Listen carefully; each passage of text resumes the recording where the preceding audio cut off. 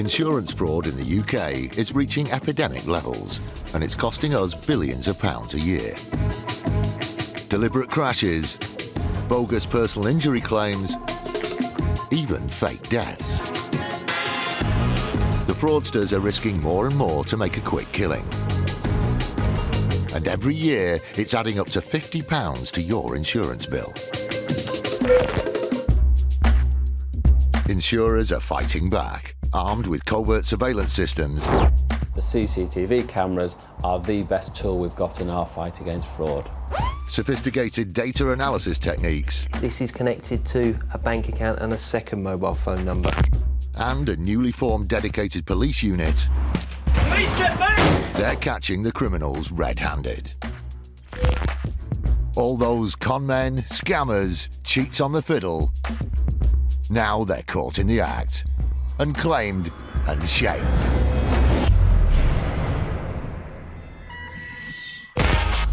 Today, the Insurance Fraud Enforcement Department is raiding 2 houses in a hunt for suspects. Police!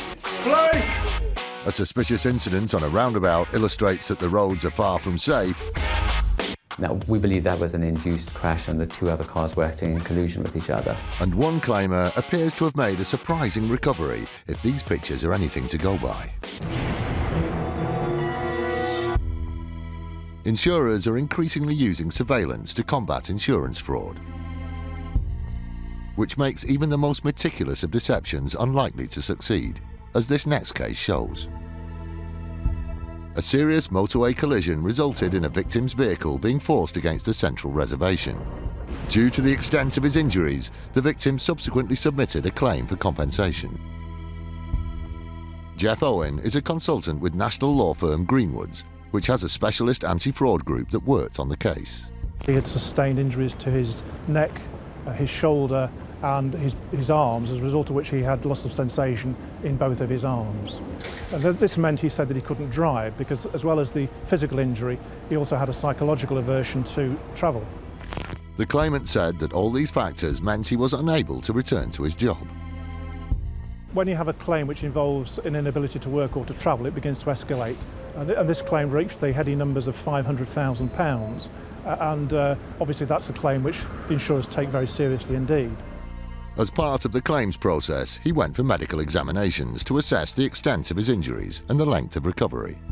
Early on, the doctors were suggesting that he should be able to return to work within about 2 years. He also went for psychiatric assessment, and the doctor there thought that from a psychiatric point of view, he was probably fit to return to work after about 6 months. So it was very surprising when he hadn't returned to work quite quickly after the accident. The growing claim and the fact that he hadn't returned to his job led them to investigate further. There were suspicions raised at an early stage that the type of claim which was arising was out of proportion to the injury that had been sustained. This gave the insurer serious misgivings, so they decided to put the claimant under surveillance and brought in a team of specialist investigators.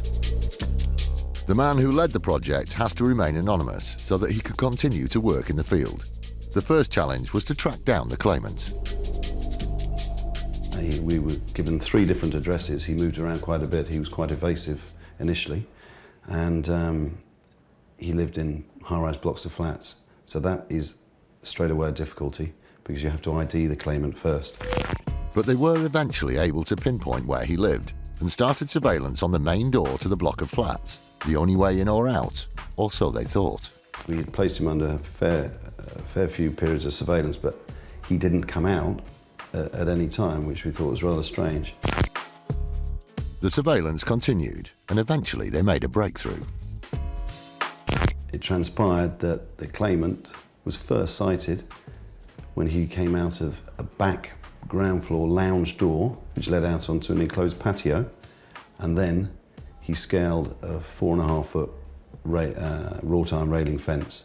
That was his mode of access every time he left the property and went back into the property. I mean, you try and take a fairly impartial view when you get on plot, but when somebody jumps over a railing, comes out of it was a very unusual thing to do.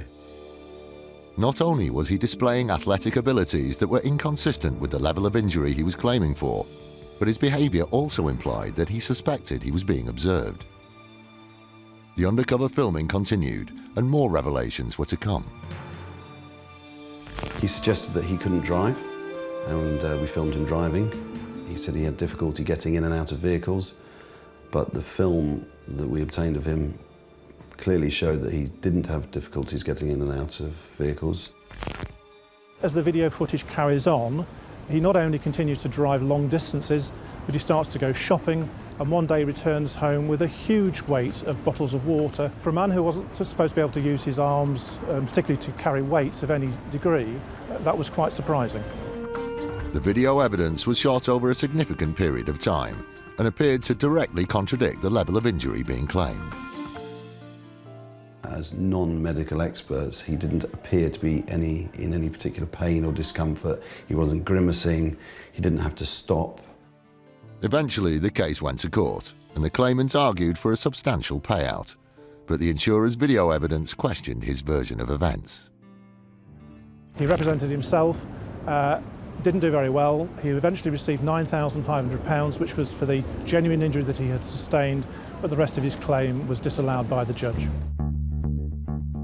That meant that he received only a tiny proportion of the huge amount that he originally demanded. It's difficult to know why claimants do this sort of thing. It can really only be driven by greed. There's a feeling that there's a cash cow out there that they want to tap into. What they have to realise is that increasingly insurers are becoming aware of this sort of activity and are doing their very best to stop it. An insurer sniffs out a snide claim for a supposedly lost Rolex. If the claim was genuine, we would be able to pay her for the loss that had actually occurred. And a van driver is apparently targeted by a suspected crash gang. I think pretty clearly soon afterwards, I think he knew that there'd been a problem.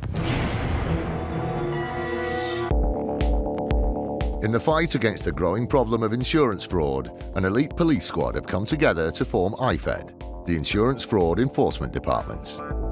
Insurance fraud isn't a victimless crime. £50 of each premium you pay each year goes to the fraudsters. We have been set up to tackle that problem. This dedicated team works tirelessly to bang up the crooks and con men getting rich off other people's money. Please get back!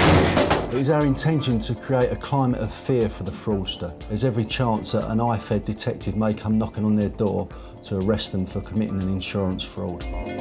Police, don't move, stay where you are! By April 2012, after only 6 months of operating, they had already busted 80 fraudsters, adding up to £12 million of fraud under investigation. These people are criminals. These are nasty people. They don't go out to work on a Monday morning like most people do. Their work is submitting insurance fraud claims.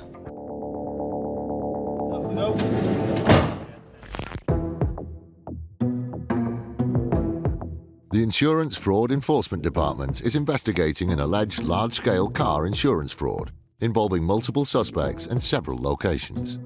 DS Mark Forster is leading the investigation, and he's travelling with his team to make a raid on the first address. We are going to execute search warrants and hopefully make 5 arrests in relation to the fraudulent setting up of motor trade policies. And they're doing it purely so that they can get access to the motor insurance database.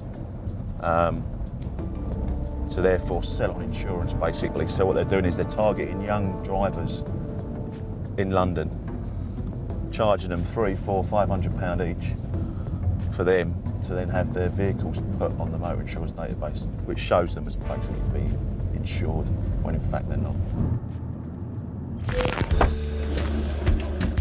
The team arrive at the property. They're hoping to find 4 suspects, so the size of the operation means they've called in extensive backup. Please open up! See what he's got. Hello there, you are. The door is opened by one of the residents and they're in. Police! Where are they? Police officers! Please! Please! Just stay there for me, please. Do you want to get some clothes on now and get up, please? Just come In downstairs. a moment, we've got you on. We'll put everyone downstairs in the lounge, explain what's going on. Meanwhile, in a nearby neighbourhood, TI Alex Cooley is about to lead the raid on the second property. Just moving into position now. with a couple of people on the back door, and I'm going to be going in the front door along with the support group with these guys in uniform. Come down, mate. Come down, please. Police. Come down now, please. Hang on again. Now, get down to the door or it's going in, mate. Open up the door, it's going to be open.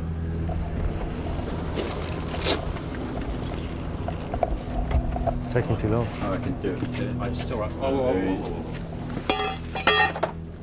At the last minute, the man complies and opens the door. Morning. To the alarm police. You've got Section 8 warrant of seizure premises. They enter the house and go through the rooms. Yes, hi, we're from the City of London Police. We've got a warrant from the magistrates to search for any documentation relating to insurance fraud. We're interested in motor insurance fraud, yeah. So that's why we're here, and we will aim to do things as quick as possible. Back at the first property, Mark has arranged for the suspects to be gathered in the lounge. I'm arresting you, okay, on suspicion of conspiracy to defraud, okay, and also on suspicion of money laundering, okay? I'll caution you, you do not have to say anything, but it may harm your defence if you do not mention when questioned something which you later rely on in court. Anything you do say may be given in evidence. In the city? I know it is. Yeah, we'll interview you. Nothing inside your waistband. In all, 4 suspects are formally arrested, searched and handcuffed. Just relax and... They are then taken from the house for further questioning at a local police station. IFED suspects that they're involved in fraudulently adding uninsured cars to the motor insurers database. But they'll only be able to back that up if they find evidence from a thorough search of the house.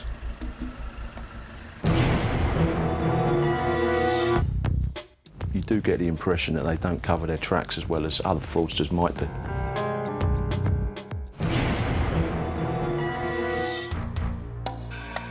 One of the most prevalent and dangerous forms of car insurance fraud is the induced collision. This is where gang members drive 2 cars in such a way as to cause an innocent driver to smash into the back of them, giving the impression that they're to blame for the accident and therefore liable to pay out on their insurance. It's known as crash for cash, and it works like this. First, the gang choose a victim. Then they move their 2 cars into position in front of the target. Gang car number 1 then slams on its brakes. Gang car 2 reacts by braking hard, resulting in a rear-end shunt from the victim. Gang car 1 then turns off at the next possible turning, pretending to be unaware of the crash.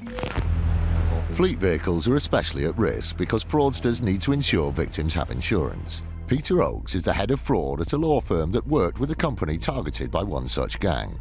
He dealt with one case which appeared at first glance to be a standard collision. The car was going round a roundabout. It came to a sudden halt as a result of the actions of another vehicle, and the Ocado van is alleged to have gone into the back of the claimant vehicle. The company was then contacted by the driver of the car, who submitted a substantial compensation claim. 3 claims for personal injury, there was vehicle damage, credit hire, storage charges, all of the usual things that go alongside the personal injury claims that are made. In addition to that, the claimant's solicitor's fees as well. In total, if the claim had gone through and been successful, it would have cost Ocado about £40,000. But what the claimant didn't realise was that the company was using cutting-edge technology. The vans are all fitted with cameras which record continuously throughout the journey on a half-an-hour loop. Every time there's a car crash, every time there's a vehicle incident, the driver reports it into his manager, and that winds its way through to our in-house insurance department, who will look at the camera footage from that incident. The footage in this case was studied to see if it matched the claimant's version of events. Instead, it told a significantly different story. What it actually shows is the Ocado vehicle going onto a roundabout, and you can see that it's preceded by 2 vehicles, a Vauxhall Severa and a Vauxhall Corsa. You can see the Severa in particular, he appears to indicate that he doesn't quite know where he's going. He goes to leave the roundabout and then turns right back onto the roundabout at the last minute, apparently leaving the Corsa with nowhere to go. The Corsa brakes, performs an emergency braking manoeuvre, and you can see the Ocado vehicle is only just able to stop in time. Now, we believe that was an induced crash and the two other cars were acting in collusion with each other. The key thing the footage shows is that there is no collision. Thanks to the driver's quick reactions, he managed to brake in time to avoid a smash. The evidence clearly disproves the claimant's story and also appears to show there was an attempt at an induced collision. I don't know whether the driver in this case knew that he'd been the victim of crash for cash, but you can certainly hear the element of surprise in his voice. That was close, man. He pulls over after the accident and exchange details. I think pretty clearly soon afterwards, I think he knew that there'd been a problem. With solid proof that there was no collision, the company took action. We sent a letter to the claimant solicitors and said that we weren't going to pay the claim. In our belief, it was fraudulent in its entirety, and as is typical, we didn't hear from those solicitors again. Thanks to the state-of-the-art video evidence, the claimant didn't get away with a payout for a collision that never happened and was left empty-handed.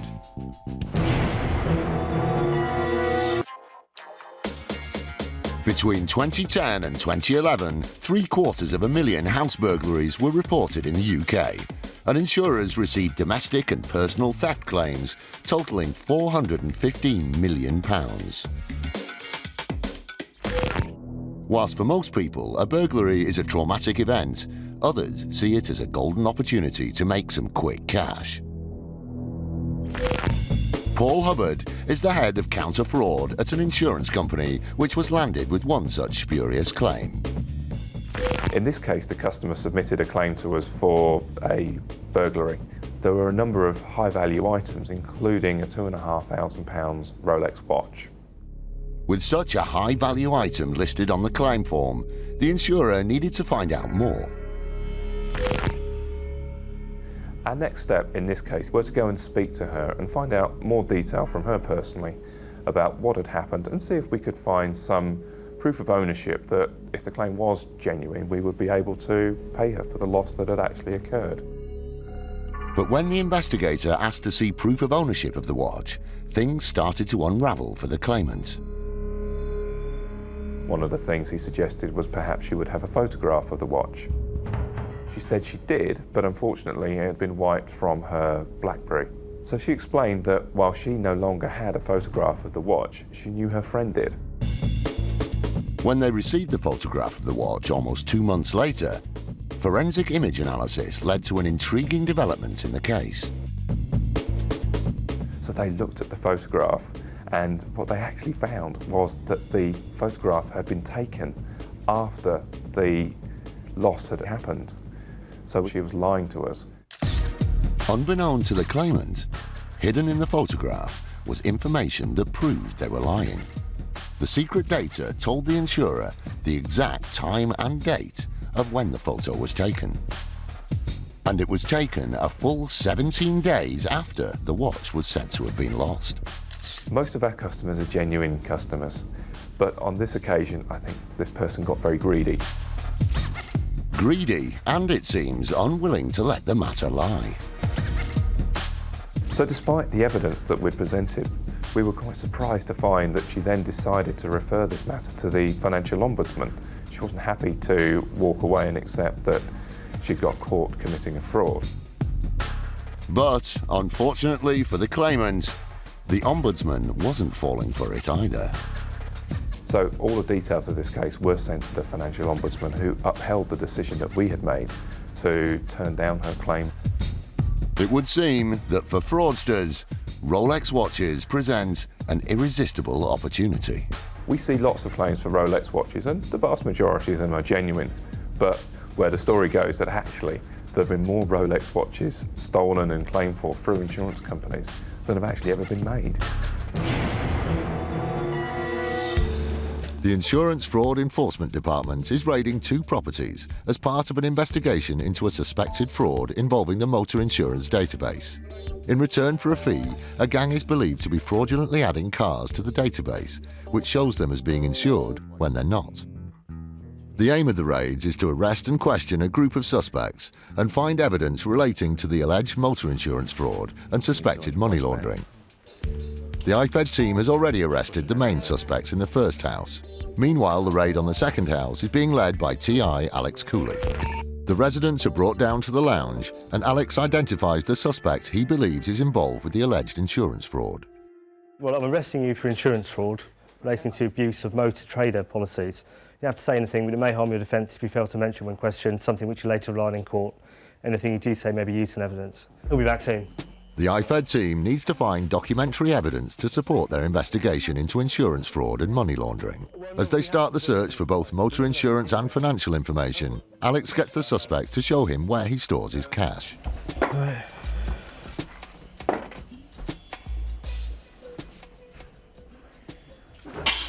Yeah, just 1,000 cash. Okay, so how much is that there? £1,000. That's 1,000. Okay. Alex decides that the suspect should be taken back to the police station for further questioning, and he's led away. Back at the first house, the team led by DS Mark Forster is searching for evidence to support the investigation. We're looking for mobile phones, obviously computers, which I've not seen too many of, any sort of data storage devices, USB type sticks and stuff like that, and also obviously documentation relating to any of the 7 companies that the motor trade policies have been taken out in. Any insurance documentation at all that relates to any of those policies or any other policies which we think might have been incepted fraudulently. Just found a certificate of motor insurance. Looks like it's been photocopied rather than printed off anywhere. A potentially crucial discovery is found inside the suspect's car. In the doorwell you've got, at this address, new vehicle quotation. Basic price 91, 118 all in with all the modifications, all the extras. It looks like he's paid 10 grand in, then maybe another £2,000 as a finance agreement. Very nice, on order. The documentation shows that the suspect has on order a £118,000 top-of-the-range new car. The potential expenditure is relevant to the investigation because IFED has the power to look at suspect spending patterns and financial arrangements. Back inside, Mark is on the hunt for information about the suspect's bank accounts. They've been arrested for money laundering, and we'd like to sort of, start seeing where the money's going, what money they've got in various different accounts, because if there is a large amount of money, our financial investigators can put a restraining order on that money. And it's down to them to prove, basically, that that money's been obtained by legitimate means. As well as the bank details, Mark has also identified an insurance document that could be relevant. Motor Trade Cover Note. Alliance is the insurance company, and that was incepted or operational from the 23rd of July this year. People who are into this type of fraud look upon it as a bit of a safe way of making quite a lot of money. And it was pretty much unheard of people being arrested for this sort of level of fraud against insurance companies until now, obviously. So you do get the impression that they don't cover their tracks as well as other fraudsters might do. Back at the second property, the search for evidence continues. It's vital for the investigation that they find documentation to support the case. Suddenly, Alex makes what could be a significant discovery. Letter to do with some collision, road traffic collision. Here we go. That's interesting, look. We've got a crib sheet. Ah, excellent. We've got a map and a crib sheet here. I've heard of these, I've never actually found one myself, but you will occasionally find a map and an explanation of what to say. So what I have here is a map showing 2 cars colliding with each other, and then an explanation. I was driving out on the main road, the third-party driver pulled out from give way and hit me on the passenger side, middle and rear. Alex and his team have bagged everything up and are about to move out when one final key piece of evidence is identified. This document here is one of a series which I found in a box on the suspect's wardrobe. which does concern a motor trade policy with a company that we were interested in. So far so good. We've basically found what we came here for.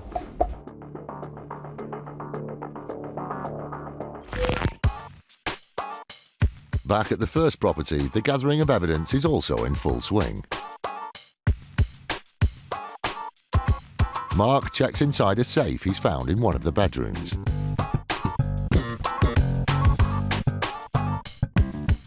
Rings, chains. This find could be significant, as buying gold can be a way of laundering money. Really, I'm quite pleased. I think that we've got everything that we could have hoped to have found. We found 2 large amounts of cash in excess of £1,000, a large amount of gold. The sizable amount of evidence that IFED has collected from the house needs further investigation, so they'll be packing it up and taking it back to their HQ. As the raids draw to a close, IFED has successfully tracked down and arrested all 5 suspects and collected a significant amount of evidence. The next stage is for IFED to put together a case using what's been found. In the short time the Insurance Fraud Enforcement Department has been in existence, they've already investigated over £8 million worth of suspected insurance fraud. They've got a huge battle on their hands, but they're ready to take the fight to the fraudsters.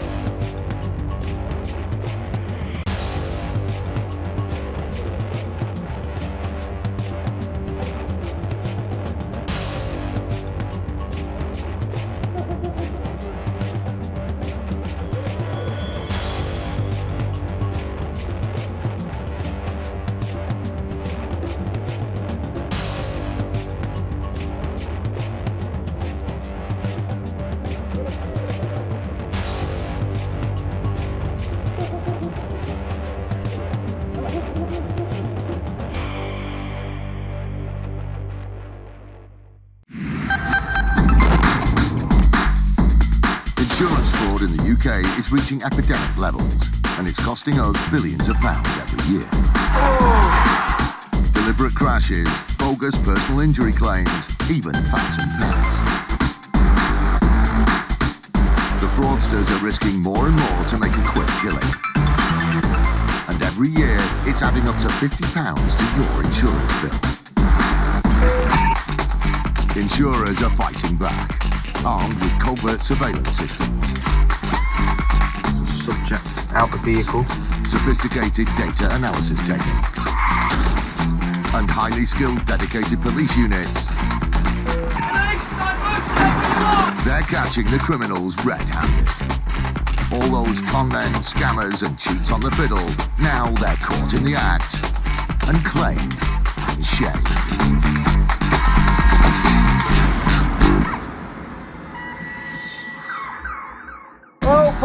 A specialist police unit coordinates a swoop on 3 suspected fraudsters. Open the door, I'll get forced open. An angry road user tries to defraud his victim in Bristol. He was stationary when a bus has hit him in the rear. And a pillar of the community comes crashing down. His reputation's gone, he's lost his career, and it really wasn't a risk worth taking. This guy is having a bad day at the office. 5 minutes ago, he was driving this bus through the busy streets of Liverpool. But now he's calling his employers to tell them he's just been involved in a crash. His bus hit a parked white transit van. The strike to the van was forceful enough to injure its occupants. Unloading in the back of the van was Melvin Williams. In the driver's seat was owner Nathan Montgomery. Mr Montgomery alleged that an Aviva bus had hit his parked van when he was sat in the driver's seat and a passenger also in the van with him, and said he'd been jolted sideways and backwards, and he'd also hit his head on the windscreen. He described quite a violent collision. After exchanging details, the white van and its rattled occupants drive away. Soon after the incident, the bus company received 2 personal injury claims. from Montgomery and Williams.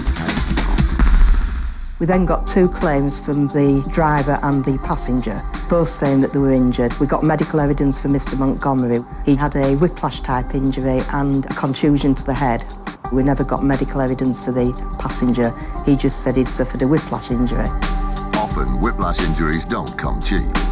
The reserve for both claims was £24,000, which included costs. It was a big blow for the bus company, especially as they don't use an external insurer for incidents like this. They self-insure, paying out of their own pockets. As part of the claims process, the bus driver who caused the collision was asked to provide his version of events. On receiving them, the bus company halted the case. When we got the claim form from the driver, he said it was a very minor collision. He'd just misjudged it and caught the wing mirror of the parked van. It certainly didn't sound like the kind of collision that would lead to a bash to the head and a double whiplash claim. Crucially, there was one last comment from the driver. The driver also said he didn't think there was anybody in the vehicle. He wasn't certain, but he didn't think there was. It was a statement that suggested the whole claim was a lie. So which account was true? A white van containing a pair of blokes being violently jolted, or an empty van getting a clipped wing mirror? How could the bus company tell? This is how. Every Arriva bus has more eyes than a spider.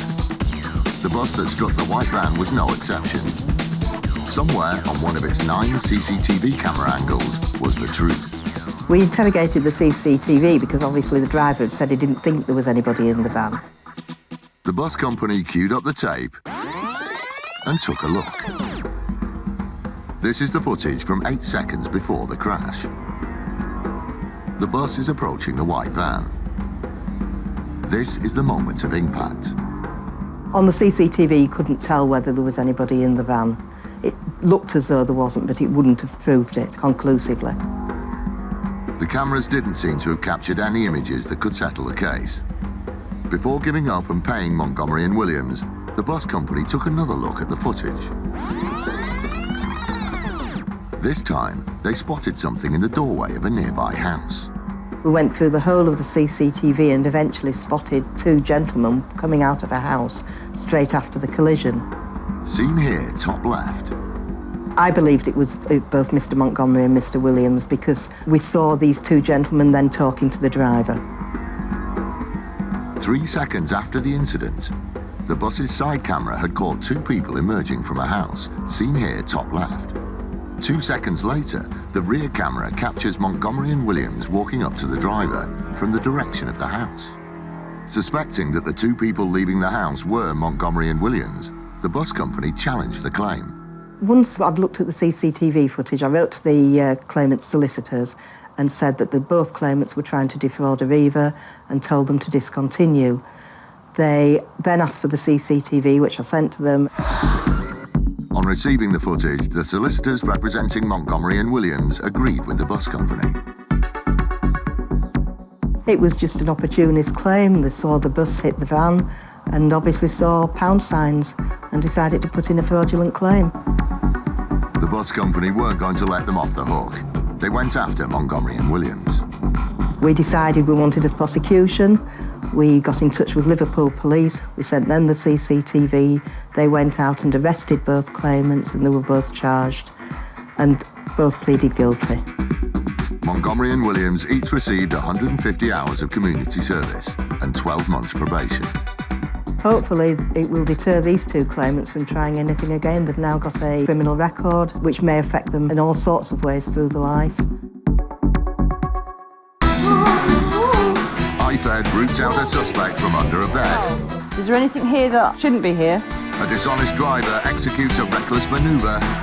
Look at the footage again and again just to see whether you're missing something. And some faulty plumbing flushes out a fraudster in Bolton. Police officers are not above the law. Insurance fraud is on the rise, and if you have insurance of any kind, you're footing the bill.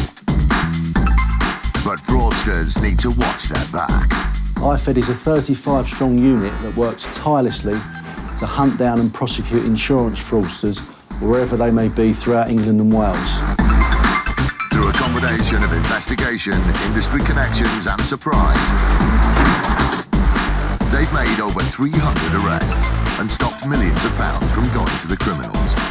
Money which ultimately goes back in our pockets. It's highly likely now, if you commit any insurance fraud, you will get caught. Today, IFED is out in force. 2 teams aim to make a total of 3 arrests at 3 different locations. They're aiming to arrest 3 people for taking out bogus insurance policies and for staging crashes in order to make money from the claims. A practice otherwise known as crash for cash. We're going to go to the address, we're going to execute a search warrant, we're going to seize as much evidence as we can. The team being led by DC Kate Sibley has arrived at its first raid location. From their research, the team expects to find the house crowded. Oh, police! Open the door. Open that door. Morning, police officers. We'll come in and have a chat. Okay. How many are upstairs? 7. Yeah. Okay. With so many people in the house, DC Sibley is facing an impromptu identity parade. She quickly flushes out her suspect. Excuse me a second, can I ask your name, please? The reason we're here, we're investigating a matter involving a staged car crash, okay? Where false insurance claims have been made. And you have made one of those false insurance claims because you were a passenger in one of the alleged vehicles. You're under arrest for conspiracy to defraud. You have to say anything to hold your attention. No. He does not like anything. Who is in charge here? I am. You're okay. What's your position? I'm a detective. Do you have the arrest warrant? We don't need an arrest warrant. A few streets away, the IFED team, being led by PS John Schickel, is hoping to find the second suspect at their raid address.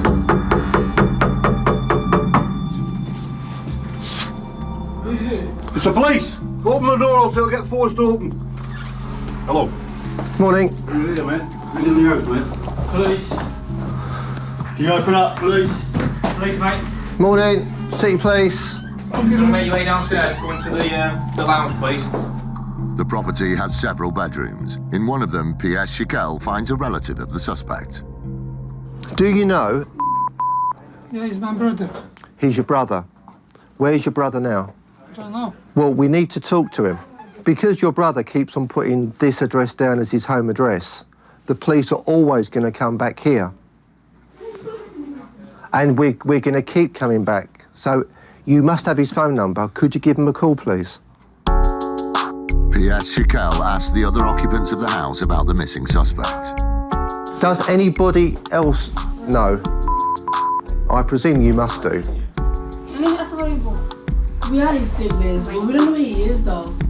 We don't have a phone number or nothing like that. Are you absolutely sure? Yeah. Why haven't you got his number? Why should we have his number after he puts us through all this? Till we talk to him, I'm afraid this is just going to keep happening. So we need to get hold of him. So if you do have his number or know where he is, now's the time to tell us. The man they came for is proving to be elusive. So we're now going to search the house looking for that. No. Brilliant. Yeah. IFED begins a search of the property. They're looking for information about the suspect and any potential evidence of fraudulent activity.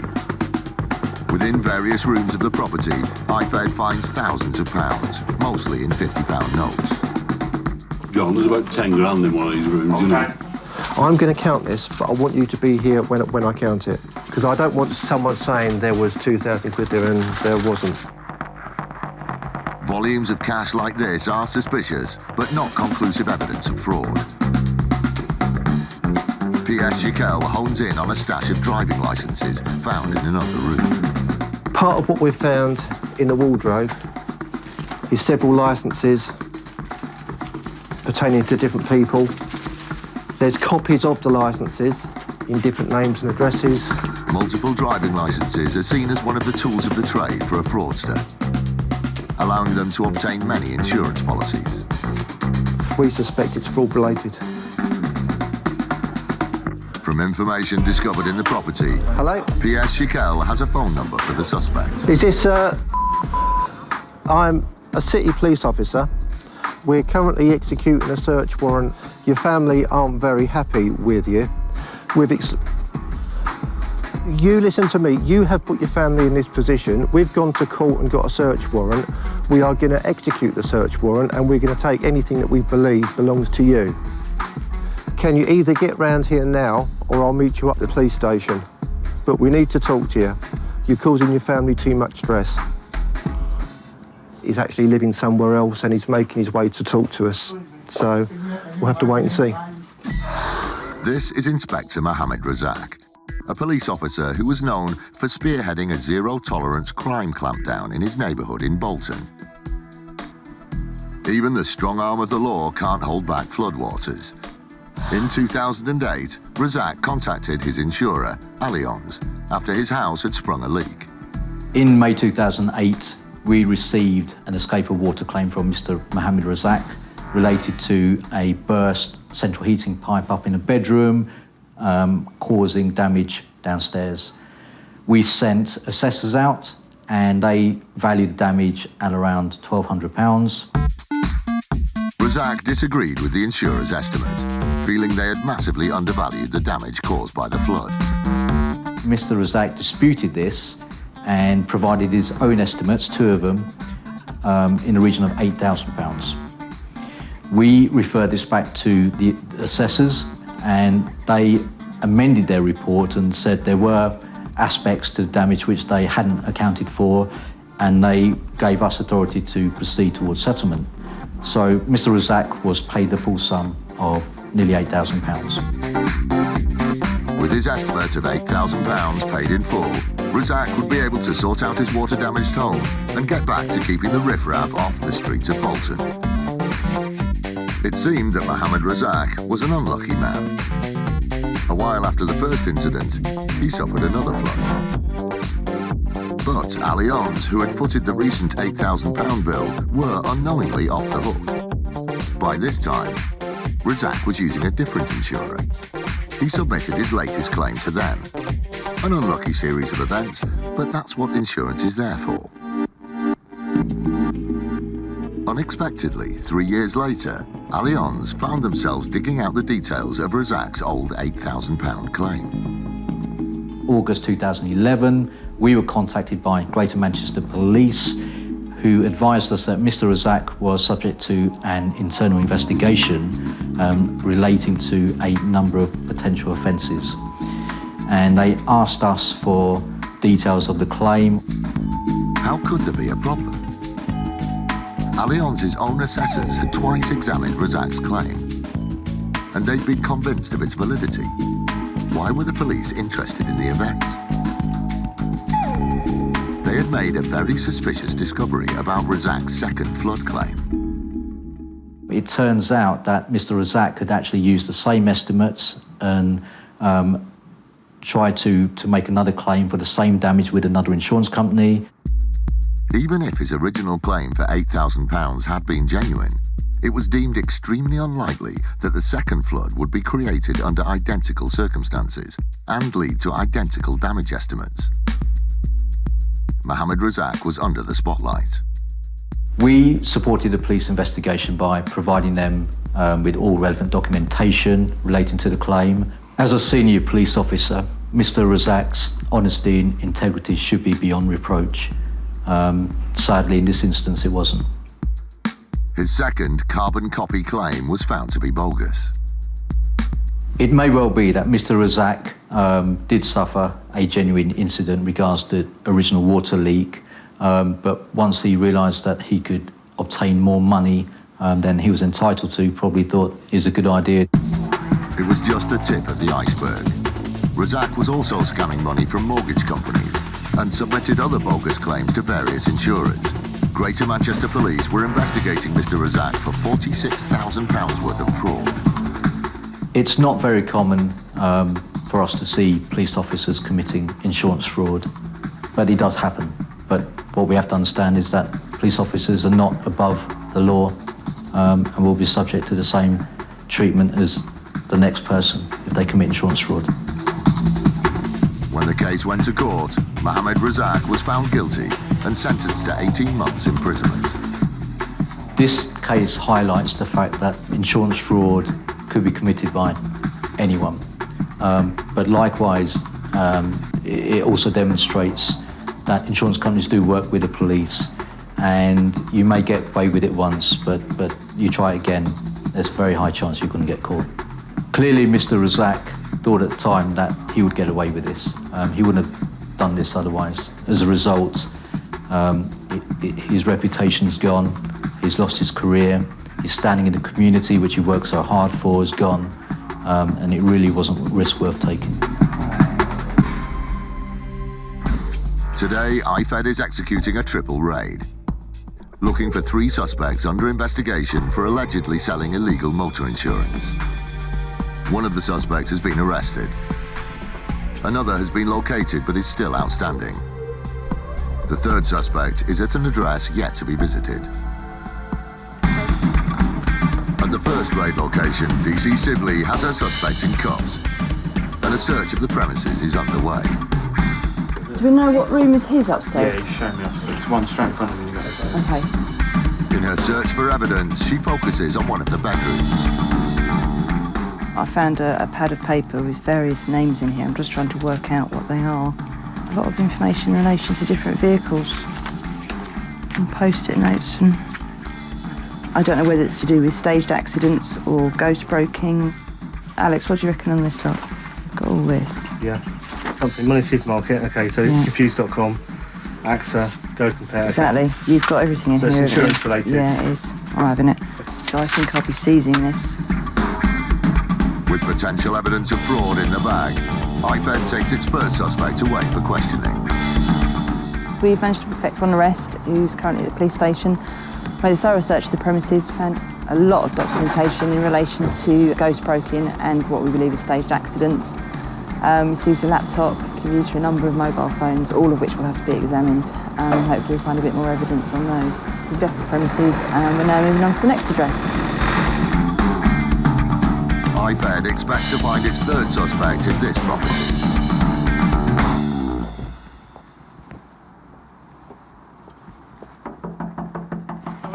Open the door, Flower.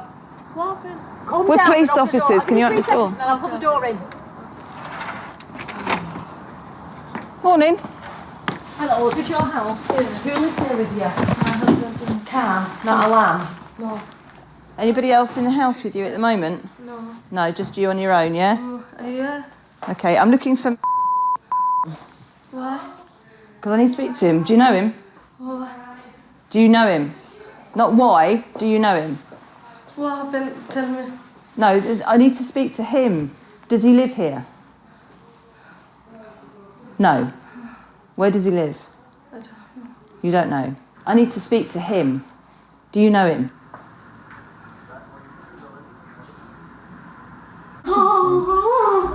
The suspect is found hiding under a bed.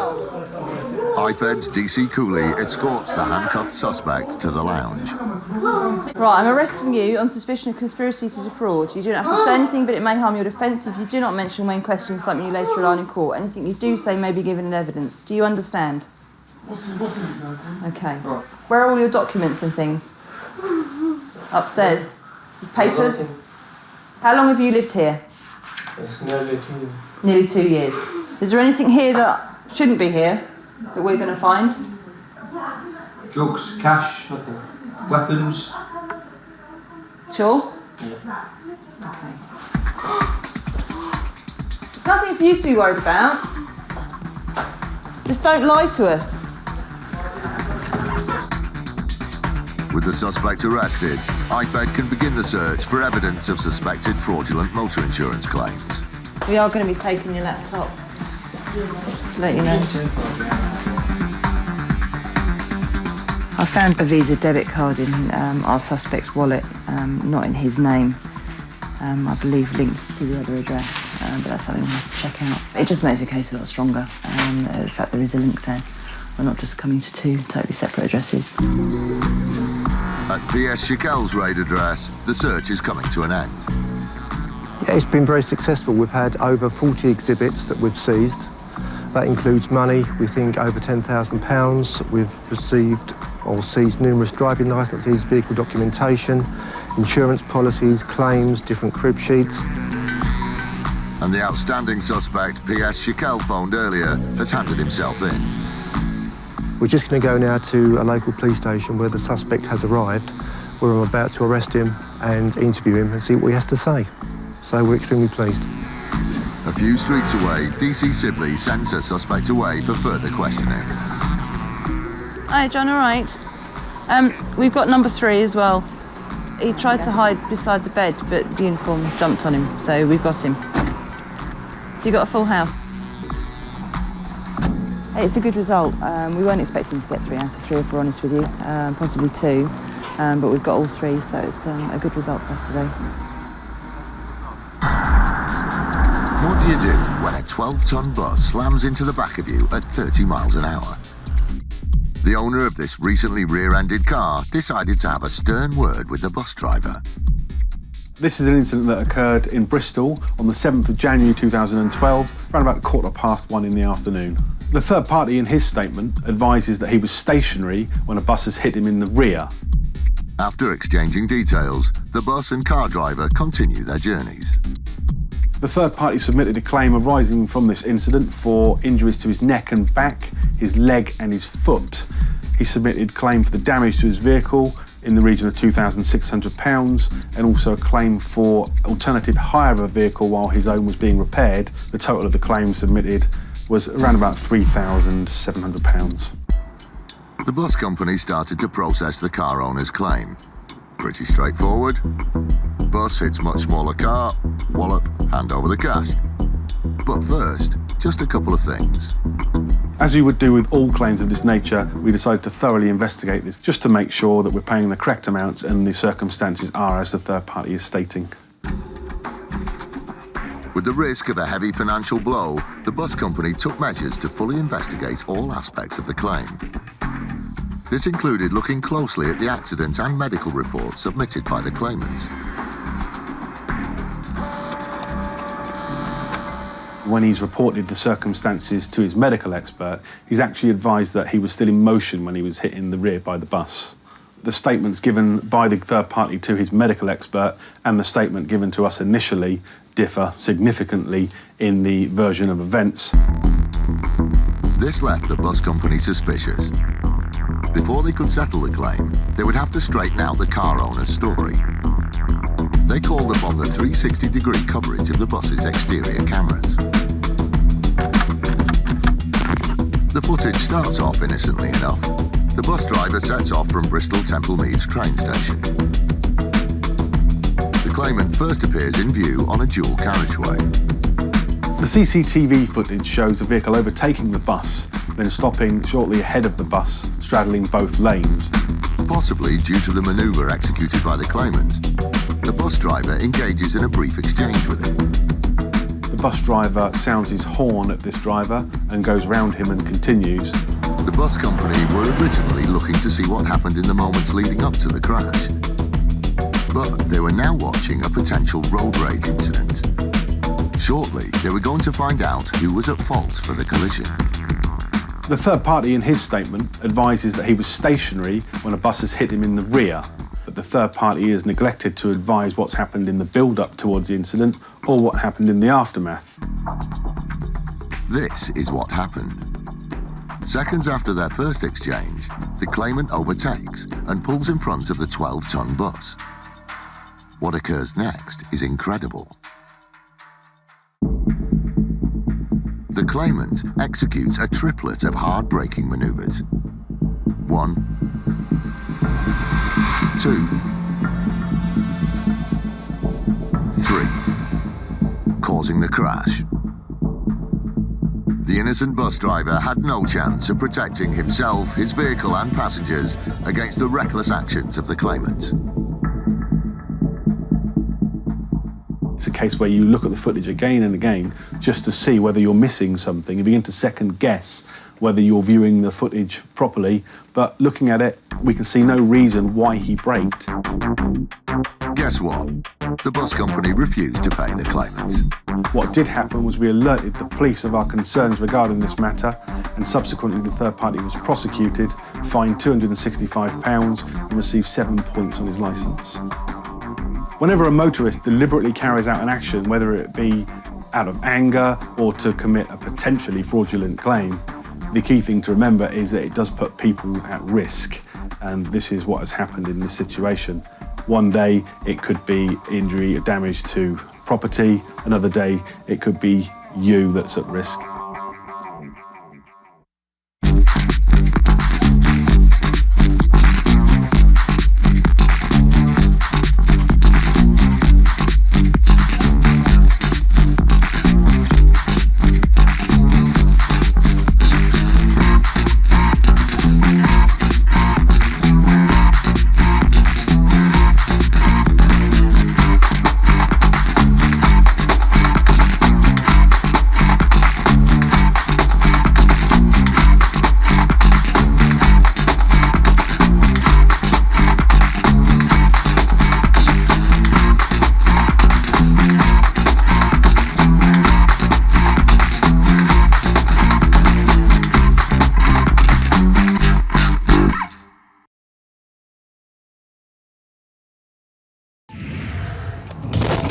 Insurance fraud in the UK has hit epidemic levels.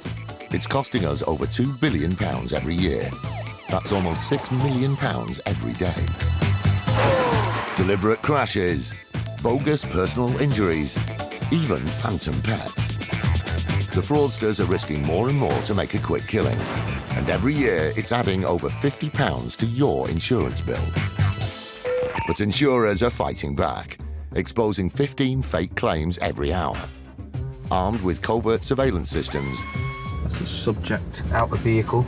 Sophisticated data analysis techniques, and a highly skilled, dedicated police unit. They're catching the criminals red-handed. Just don't lie to us. All those con men, scammers, and cheats on the fiddle are now caught in the act and claimed and shamed.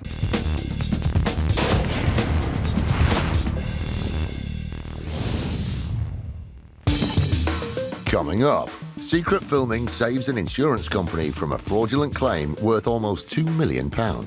Instead of somebody who could not use their right arm, the footage shows somebody going about everyday life with absolutely no trouble. A nasty collision between a pedestrian and a bus, but who was to blame? If the driver's made eye contact and he's carried on, is he saying that he's deliberately run him over? And IFED execute 20 warrants in their biggest operation this year. You know him, don't you? I can tell by your answer you know him.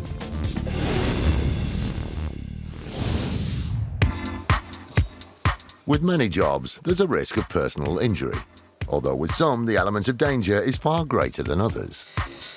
Particularly professions which rely on manual labour, such as building or factory work. For people who do these sorts of jobs, a personal injury claim can be the saving grace in the event of an accident. But in 2010, Royal Sun Alliance dealt with a claim submitted by a young man, which showed that things aren't always as they appear. Danny Wykes is a young man who was working as a floor layer, and with a colleague, he was unloading a mixer from a trailer. The mixer was rolling down the trailer, but his colleague lost control of it, and so it free fell effectively and struck him on the right hand. So he did sustain an injury to his right hand, but it was relatively minor. It was a soft tissue injury, and it was the type of injury you may expect to heal within, say, a year. But this was a problem which didn't have any signs of going away. He went on to develop a condition known as complex regional pain syndrome. That's where somebody has a relatively minor injury.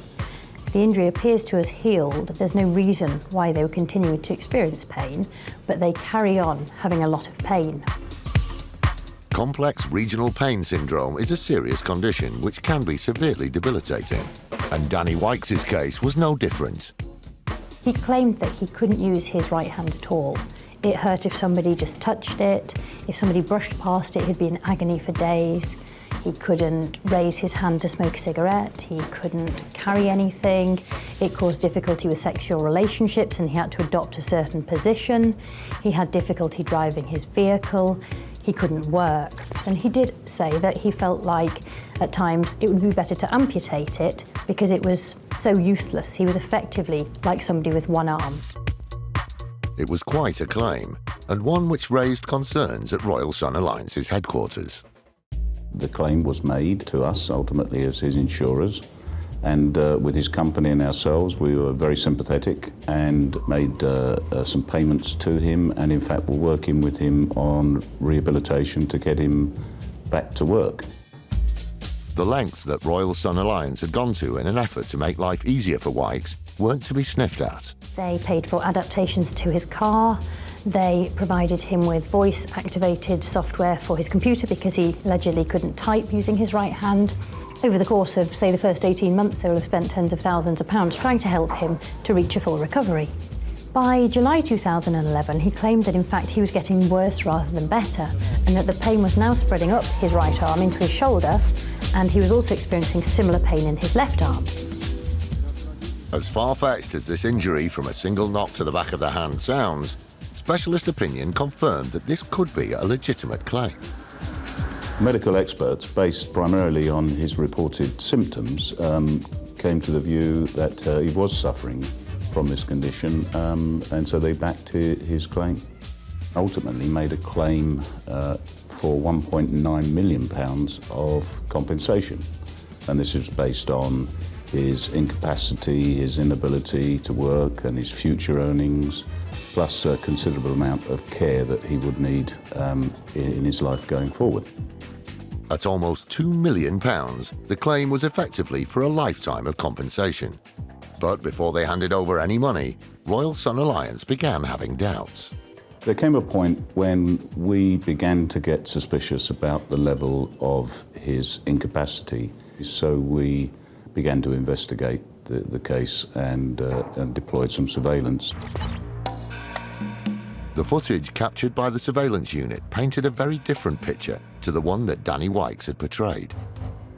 Instead of somebody who could not use their right arm and had trouble with their left arm, the footage shows somebody going about everyday life with absolutely no trouble.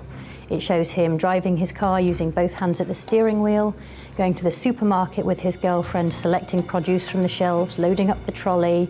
At one point, he's seen to put his weight through his arms and sort of ride on the trolley. He carries the heavy shopping bags, he unloads bags from the car. He's seen throwing a ball to a dog, wheeling a wheelbarrow, and in particular in November 2011, which is the time that he was signing court documents saying that he was extremely disabled, the footage shows him at what appears to be a place of work, carrying a folded up table in one hand and a double glazing unit in the other hand. To say that the footage didn't help Danny Wykes' claim ranks as the understatement of the year. We showed the footage to the medical experts, who then, as a result of that, changed their opinion and formed the view that Mr. Wykes was either grossly exaggerating the level of pain or indeed making it up. With Wykes' claim seemingly in tatters, Royal Sun Alliance sent a copy of the video evidence to his legal team. When his solicitors received the surveillance footage, they ceased to act for him. They weren't prepared to continue being his solicitors in light of what he was seen doing on the footage. With no one to represent him, Danny Wykes withdrew his claim. But this story doesn't end there. I would imagine that he may have thought that he would get to keep the money he'd already had and he would simply walk away. He was on a no-win, no-fee agreement with his solicitors, so he wasn't obliged to pay their costs because effectively he had not won his case. By this stage, Danny Wykes had received interim payments totalling around £25,000. So if that was the end of it, he'd still have pocketed a tidy sum, but unfortunately for him, the case was far from over. In a normal case like this, it wouldn't be unusual for the insurer just to cut their losses and walk away.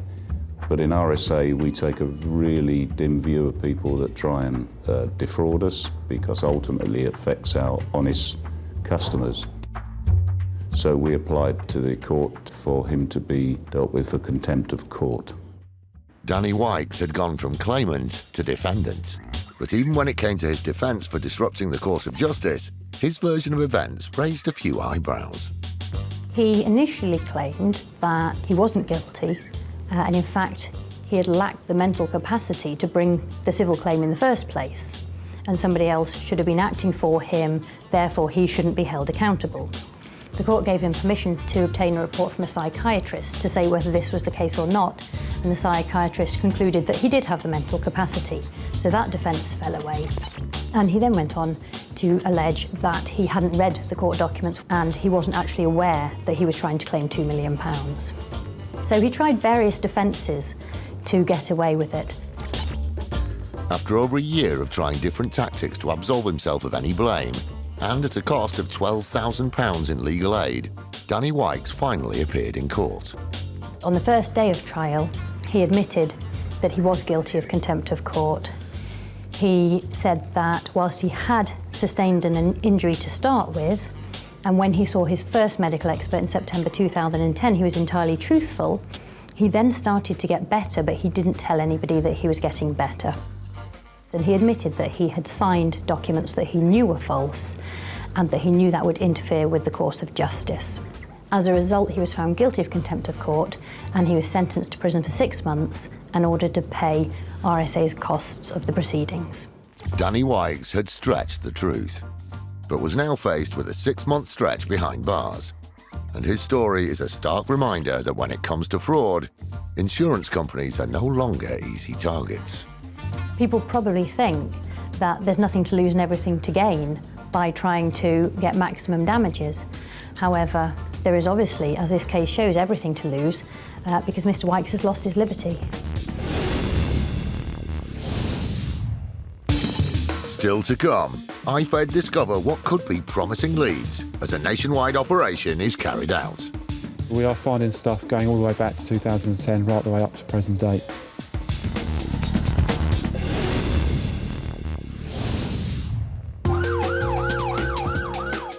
Road traffic accidents can be a nasty business. They often happen in a split second, and if there's no eyewitnesses, then determining who's at fault is inevitably one man's word against another. This is exactly the situation that bus operator First Group found themselves in back in 2012, when one of their vehicles was involved in a gruesome incident. This case involved a gentleman who stepped out in front of a bus on a busy high street. The driver's reported that he's had a fairly nasty collision with an individual who's been thrown to the floor. He's sustained some quite serious injuries. And serious they were. In fact, the pedestrian was lucky that they weren't fatal. It's caused fractures to his left hip, fractures to his left thigh. It's quite a big bone, the thigh bone. It's quite hard to break. So that in itself is a nasty injury. He's also got some severe bruising and he's got some facial injuries as well from where he's struck the side of the bus. The man was hospitalised for 2 weeks, but it wasn't long before First Group received a claim from him for compensation. Although his account of how the accident unfolded placed the blame solely at the feet of the driver. The pedestrian has told us that he is standing behind a group of people. He's looked to the left and to the right. He's seen the bus driver gesticulate towards the rest of the pedestrians to cross the road, and he himself has made eye contact with the bus driver and then stepped out, and the bus has subsequently just driven into him. All told, we're probably looking at around about £50,000. There was no disputing that this was a horrendous accident, and with a version of events as damning as that, First Group immediately launched an investigation. The first thing we're going to do is investigate fully, but on top of the compensation, we're also faced with the situation that he's laying some pretty severe allegations against our driver, so of course we want to look at the CCTV footage and interview as many witnesses as we can. Buses are equipped with as many as 16 CCTV cameras, covering virtually every angle inside and outside the bus. So if the pedestrian's claims were true, then First Group would be hard-pressed to argue otherwise. The key thing to remember in the third party's version of events is that he makes it quite clear that the driver gesticulates towards the pedestrians and that he himself has made actual eye contact with the driver, yet the bus still didn't stop. These are quite severe allegations we're making against one of our drivers. I mean, if the driver's made eye contact and he's carried on, is he saying that he's deliberately run him over? Highly unusual, and I'm not buying that for a second. There was only one way to find out what really happened. And fortunately for First Group, they had the entire sequence of events on camera. This CCTV footage was very important because it revealed that the statement made by the injured pedestrian was total fabrication. It didn't happen. The best camera view is the camera from the near side looking towards the front of the bus, which clearly shows the pedestrian walking along the path, and for absolutely no reason at all, with no real warning, he just turns right and steps into the path of the bus. The camera in the driver's cab, it shows there were no gesticulations from the driver. With evidence as clear as this, the pedestrian's case wasn't exactly what you'd call rock solid. I would say this whole claim hinges on the fact that this gentleman has said that the driver has waved him across, made eye contact with him, he's assumed it's safe to cross, and the bus has then driven into him. We know that just did not happen. Just to be sure, let's take another look. As the bus approaches, we can clearly see that the man is walking along the road and is not waiting to cross. Meanwhile, in the cab, at no point does the driver raise his hand to wave the man over. When the pedestrian steps out into the road, it's only when the bus is inches from his face that he turns to see whether it's safe to cross. It felt very good to actually be able to throw this claim out because we could prove that this chap was just not telling the truth. We don't like people who don't tell the truth. It makes our job harder. There is a valuable lesson to be learned from this case, and that's to be honest about where the blame really lies before submitting a claim. Because if you're the one who's at fault, then the chances are you don't have a leg to stand on. I think that despite the fact that he's suffered some very severe injuries, I think it's actually disgraceful that he's deliberately tried to mislead us just so that he can get a payout on his injuries. And no one's denying the fact that they were severe, but you can't just expect someone else to pay out because you've not looked properly when you've crossed the road.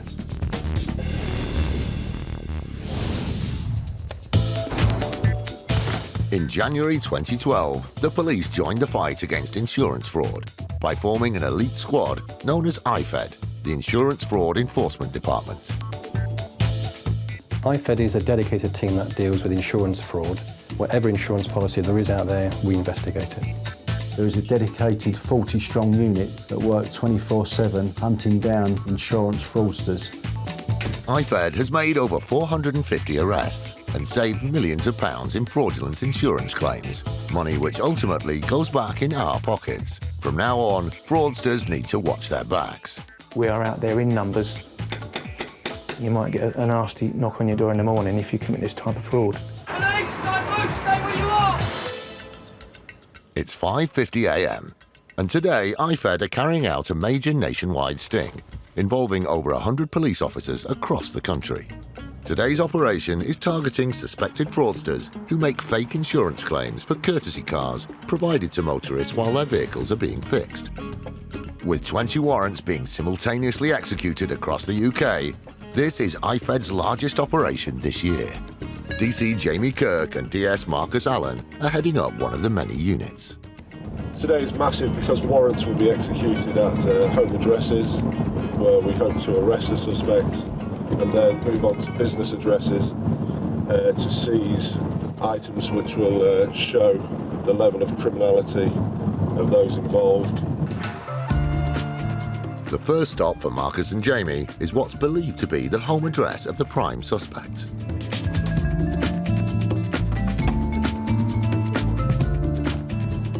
Good morning. Morning.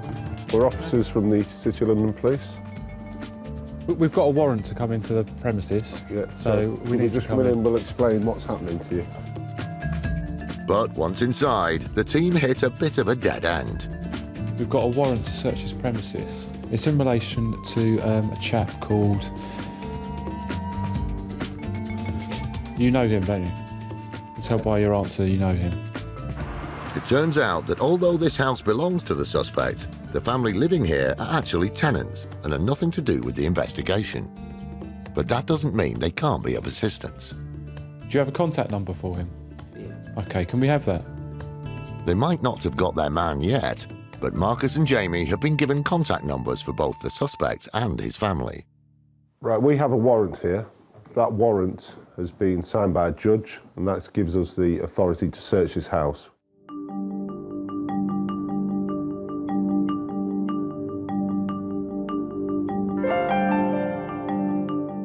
There's no sign of the offences we're investigated, no evidence for that. So what we need to do now is contact him.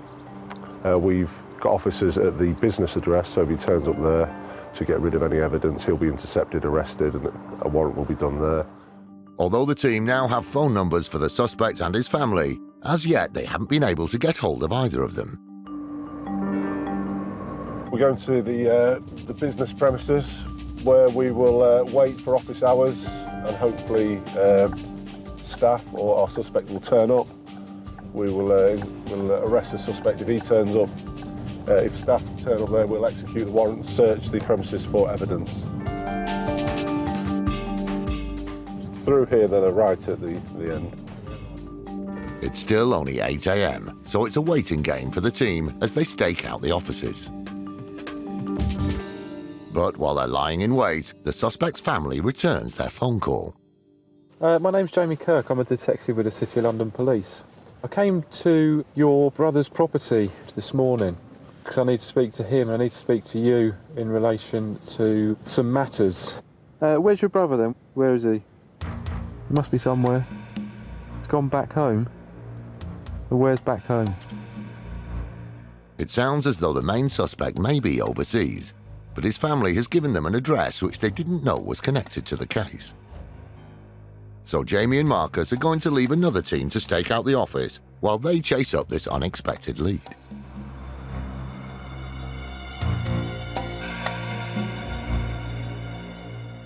Yeah. Right, I don't think we should rest on our laurels. Let's just get round number one. Yeah. Right, shall we go? Let's go in, yeah.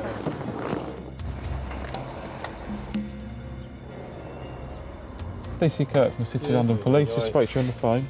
I need to come in and talk to you. The cameras remain outside, but the investigation is progressing well. The business premises for which we have a warrant, there is activity there, so officers have gone through the door at the business premises. They'll secure that, we'll start a search. Hopefully the suspect may even turn up there. In the meantime, we're doing a comprehensive search of the premises here. We've already found some documentation that may be linked to the offence.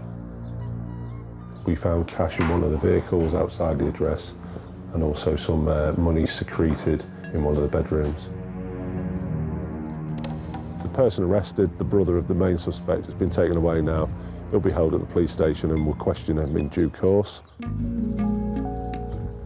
IFED have managed to confirm that their main suspect is abroad, so they'll have to wait to get their hands on him. But all is not lost, as another family member, who is also believed to be involved, has been arrested and taken to the local police station for questioning. We are finding stuff going all the way back to 2010, right the way up to present date. It's around about £90,000 we've managed to identify so far. Just from looking at documentation here, I would imagine that our financial investigators are going to find substantially more than that. With everything at the house done and dusted, Marcus and Jamie head to the business premises, where they soon discover documents of interest. We found documentation that supports the allegations of defrauding the insurance companies. This is the specific claims where we know that the fraud's been made in these names. So if we can get the original paperwork for that, that's great. It's been a long day with many twists and turns, but Marcus and Jamie are delighted with the way things have gone. The original was 26 claims and we were looking at around £90,000. I think we're in excess of that. So with everything else today, it's a great job, really. As successful as today has been, there's a final loose end to be tied, or more likely, collared and cuffed. Yeah, it's been a great day, successful, achieved everything. Just one thing we need to do now is to arrest the main suspect, just got some information in that he's flying into the country on Monday. We need to get him early as possible so he doesn't have a chance to speak to others and to maybe destroy evidence. Therefore, I will be there and we will be the welcoming committee when he steps off the plane.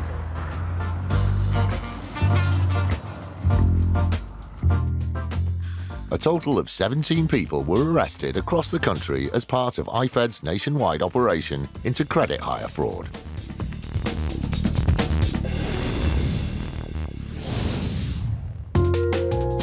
As any animal lover will tell you, getting a pet can be an exciting time. But for breeders, handing over a young puppy or kitten to a new family can be a precarious business, as there's no way of knowing whether there will be any problems with the animal's health. Thankfully, many pet insurers provide breeders with a short-term period of cover. There's a facility that insurance companies offer breeders when they're selling new puppies and kittens, and that's to put a temporary period of insurance on the puppy or kitten that allows the new owner the ability to take the puppy or kitten to the vet at the earliest sign that they suspect a problem. Because most of the breeders are breeding pedigree animals, because there's a purchase price involved, there is the ability, if the animal does sadly die, to claim for the purchase price. So it protects the new owner, ensures the puppy has the best care, and it also, to a certain extent, protects the breeder. But for unscrupulous scammers, even a short-term insurance policy like this can be used as a means to cash in, which is something that Agria Pet Insurance discovered in 2012. The breed was a pug, young puppy, so sold at the end of December in 2012, and a few days later it was presented to a vet with acute respiratory problems. Not unusual for a pug puppy. The puppy was seen by the policyholder's vet and then seen again by the breeder's vet and sadly euthanized. Losing a pet is never easy, but in this case it was particularly painful because pedigree pugs don't come cheap. Normally pug puppies will be sold maybe between £800 and £1,500, and the purchase price that the policyholder was claiming for in this instance was about £1,500. It was a hefty loss, but it wasn't just the new owners who were out of pocket. Our suspicions were that the breeder had had a litter of puppies, maybe one or two in the litter. The breed also have usually caesarean sections, so there would have been investment by the breeder just to have the puppies born. So the breeder had money on the table, and if one puppy wasn't saleable because it wasn't well, he was going to lose some investment. Fortunately, the policy that was in place would cover the financial loss. But as Agria began to process the claim, they noticed something rather unusual. Our suspicions were alerted with this case because the policyholder and the breeder had the same surname. In itself, that's not a fraud indicator. However, when the claim form was submitted, a letter came in stating categorically that the breeder and the policyholder, although they shared the same surname, weren't related. That's quite important because with this type of policy, if the breeder has sold the puppy to a new owner and issued the insurance, and that new owner is a member of the family, the insurance will be invalid. Unsurprisingly, Agria began to investigate the legitimacy of the claim. So we approached the owner and the breeder to just determine they weren't in fact related. We asked them the question, and they denied that they were related, but then they became very evasive, and trying to get hold of them became very difficult. And as it turned out, there was good reason as to why the owner and the breeder weren't responding to the insurance company's calls. When we started to probe, when we started to look at the veterinary records, and the vet categorically had got the owner and the breeder down as brothers. When we looked at Facebook and social media, it was very evident that the two were related, and the policy was invalid. Thankfully, a fraudulent claim had been avoided. But this is typical of the kind of underhanded activity that companies like Agria need to be on their guard against. I think in this instance, it was an opportunistic claim. I think breeders think that insurance companies are remote and distant, and with the volume of claims that certainly go through with pet insurance, this one will probably slip under the radar. No, it's not sophisticated fraud. It's very opportunistic fraud. It's often not thought through at all. For the individuals who think they can get away with this, we're looking for them.